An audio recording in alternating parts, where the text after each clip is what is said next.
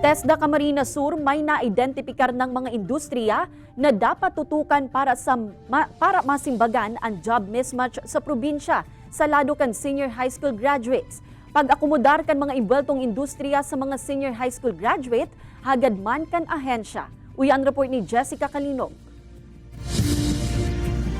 Nagahalat na sana kan implementing guidelines ang TESDA Camarines Sur para sa pag-abante kan direktiba ni Presidente Bongbong Marcos na pakarayon ang senior high school curriculum kan Department of Education. Sigun ki Provincial Director Roberto de las Llagas, nanotaraninda na igwanin mga training na pigigibo o pigo-opresir sa mga senior high school na daiman kaipuhan kan mga industriya. Kaya ang ending, may job mismatch o mayo ni nakuko ang trabaho ang naggraduar na estudyante.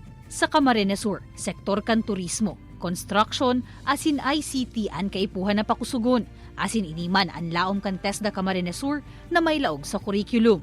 As far as the directives ng ating na yung lahat ng tracks na mayroon po sa senior high school, kinakailan malagyan po natin ng TVET component para ma-assure po natin na yung lahat ng magtatapos ng senior high school, hindi lang po yung yung nag-graduate ng may TBL track, kundi pati yung iba naman, yung UMS, EBM, yung sports, kinakailangan din po natin na malagyan para kung hindi na po sila magpatuloy dun sa bachelor's degree course, mayroon na rin po silang trabahong makukuha. Hagad man kan TESDA ang suporta kan mga lokal na industriya na pwedeng magtaong oportunidad sa mga senior high school graduates.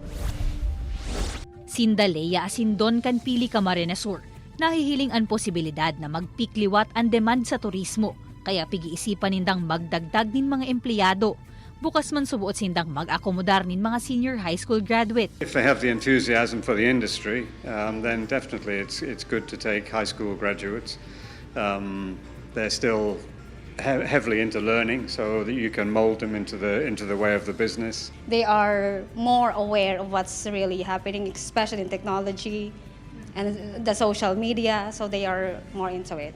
Nakatalaan man na magkaigwanin meeting ang TESDA Camarines Sur sa mga Schools Division Office sa probinsya, nganing mailatag ang mga kaipo para sa gigibuho na lakdang, kabali na ang necessary training sa mga paratukdo na makapot kan mga programa.